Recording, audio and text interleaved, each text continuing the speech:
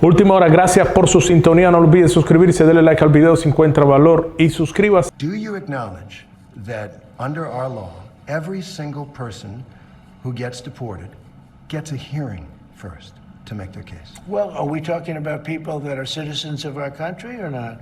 No, you're not deporting citizens at this point. Well, let me ask you, did they get hearings when Biden allowed 21 million, because I think the number is 20 million people to flow into our country? You had 21 million people that came into our country through a stupid open border, and they were prisoners, and they were people that you don't want in many cases in our country, right? They came from all over the world. They came from the Congo. They came from South. They came from all over the world. We're talking about some of the roughest countries in the world they had here, including terrorists, by the way.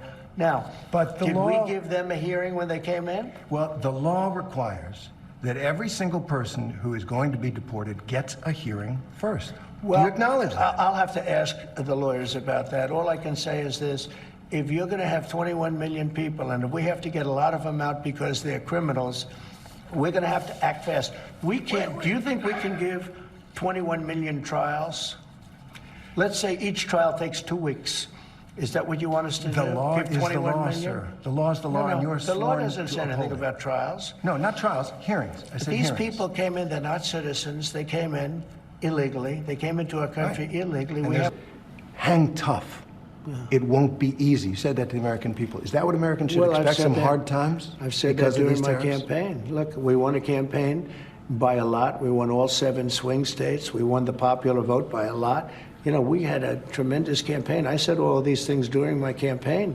I said, you're going to have a transition period.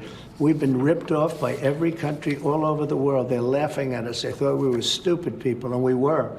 And I said, that's not going to happen. We're not going to let that happen. Hard times are ahead? I don't think so. I think great times are ahead. Look, since I came in, gasoline is down, groceries are down, egg prices are down, many things are down, just about everything. You know, you don't have the drop in fuel and energy and oil like we did. I took it from maybe $3.20, maybe more than that, down into a much lower number.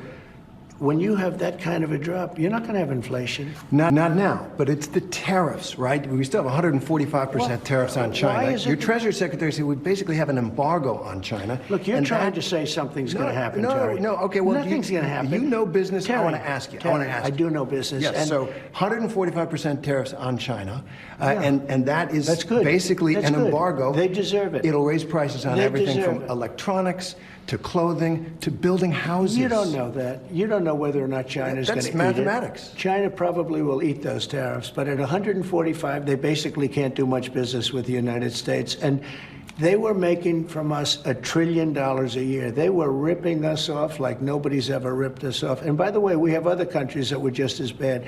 If you look at the European Union, it was terrible what they've done to us. Every country, almost every country in the world was ripping us off. It's a disaster for them. I've been here for 3 months. I've taken a trade deficit down to a number that's very starting to get really good. I just got here. We had a country that it was not sustainable, what Biden did to this country, between the open borders where criminals poured into our country, between every country in the world ripping us off on trade. It was not sustainable. So your message to those small businesses who are saying, we can't live a month, 2 months with these tariffs. Apple got a big deal. Is there something for them? No, not only Apple. We've got $7 to $8 trillion being invested in our country in 2 months. Biden didn't have that over a year. I mean, if you look at Biden, nobody was really investing in this country. Everybody was ripping off our country.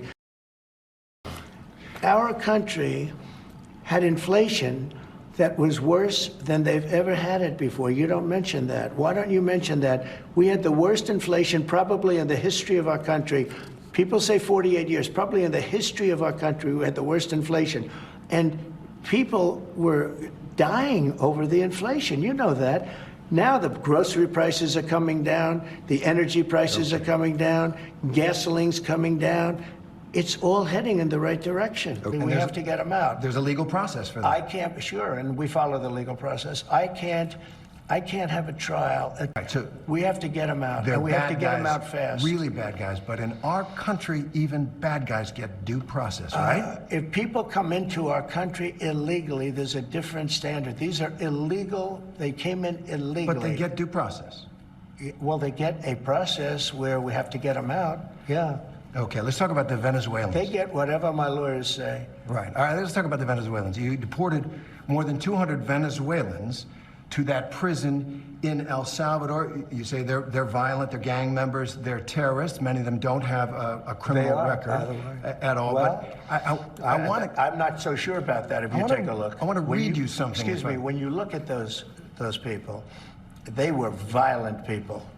They were violent people. But many of them don't have a criminal record Go at this ahead. point. I don't know. want That's to read what you you something. say. Well, it's based on their lawyer, what their lawyers have said. Okay.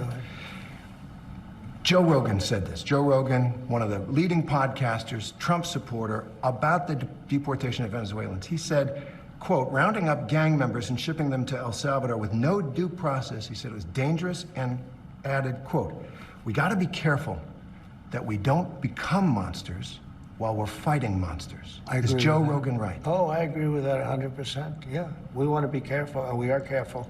We're doing something that has to be done. We have a country that's very sick.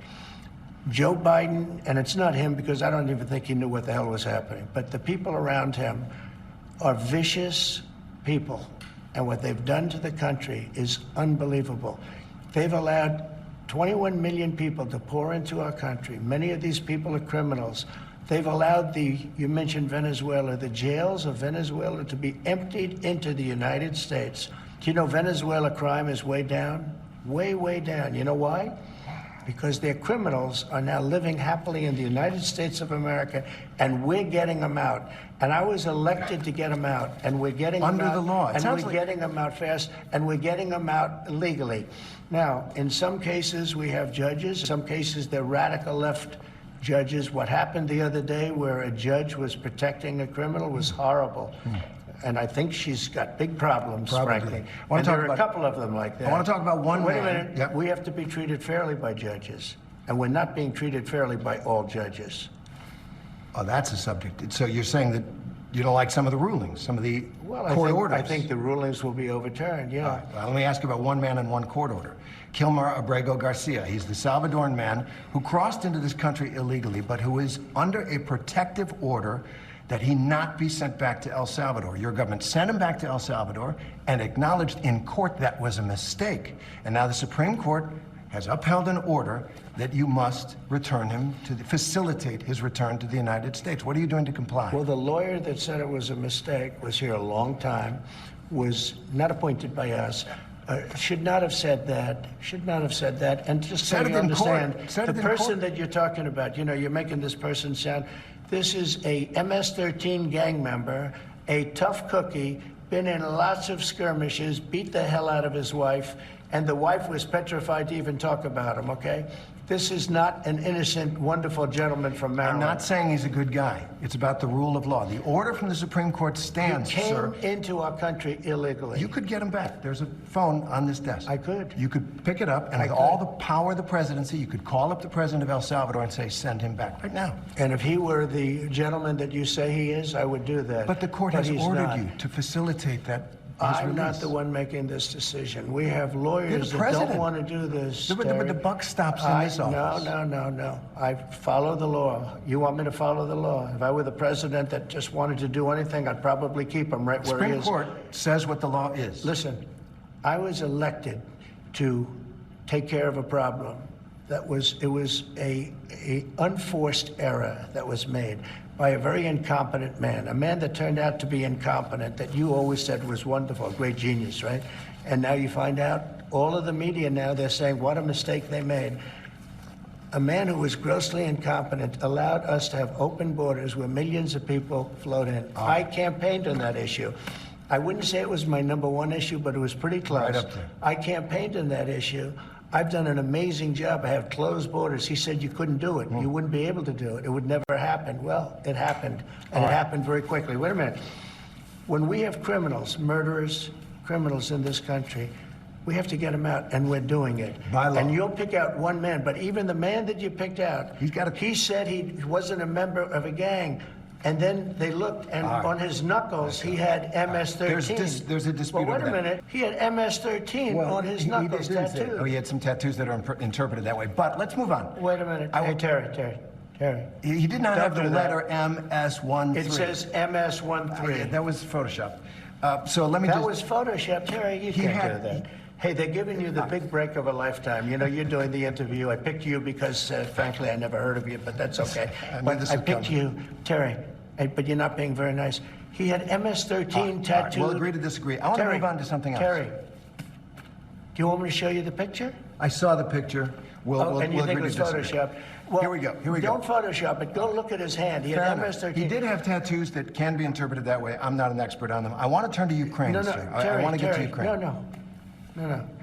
He had MS, as clear as you can be, not interpreted. This is why people no longer believe the news, because when it's he was fake photographed news. in El Salvador, they aren't there.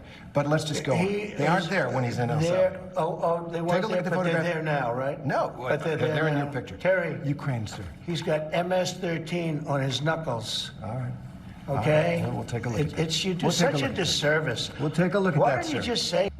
I want to turn, I was just in Rome, and to that moving photograph of you and President Zelensky sitting in St. Peter's Basilica talking peace. It went around the world. Sure. Take us into that moment.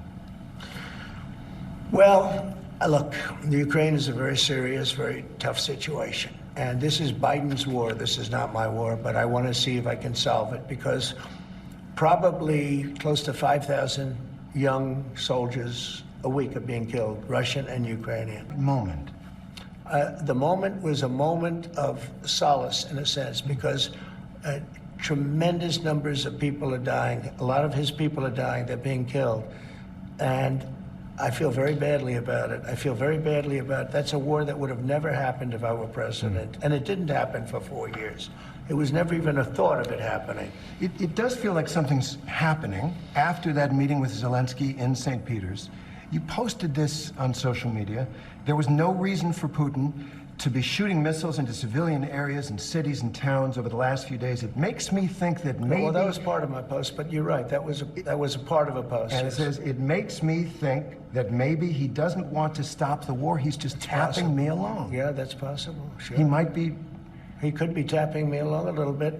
I would say that he would like to stop the war. I think that if it weren't for me, I think he'd want to take over the whole country, personally. I always felt. So when I left, there wasn't even a chance that this would happen. When Biden got involved, I won't say whether or not he handled it properly, but obviously it wasn't good, because the war started. Putin went in, the war started. I believe that Putin wanted to get all of Ukraine once he went in. And I think part of the reason he went in, he saw what happened in Afghanistan, how incompetently Milley and all these guys handled that. It was one of the greatest embarrassments of our lifetimes, but maybe in the history of our country. Okay, so Putin went in. I think Putin wanted all of Ukraine. Right.